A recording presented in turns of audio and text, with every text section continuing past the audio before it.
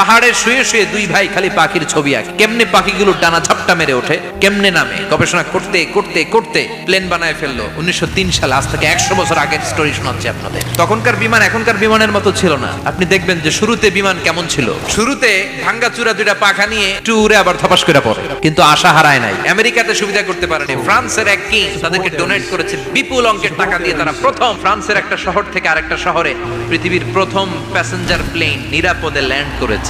মানুষের উড়ার স্বপ্ন সফল হতে শুরু করলো। এখন বিভিন্ন ধরনের বিমান একটার পর একটা শুরু হয়েছে। কি বিশাল বিশাল ডবল ডেকার গুলো নিয়ে শূন্যে উড়াল দেয়। 125 জন যাত্রী নিয়ে এটা শূন্যে উড়াল দেয়। এই বিমান আবিষ্কারের আগ পর্যন্ত গোটা বিশ্বব্যাপী সব দেশে দেশে ছিল সেনাবাহিনী আর নৌবাহিনী। বিমান আবিষ্কার হওয়ার সাথে সাথেই শুরু হয়ে গেল বিমান বাহিনী, এয়ারফোর্স, সবকিছু পাখির উপর গবেষণা করে হয়েছে। চিৎকার করে বলেন ঠিক কিনা?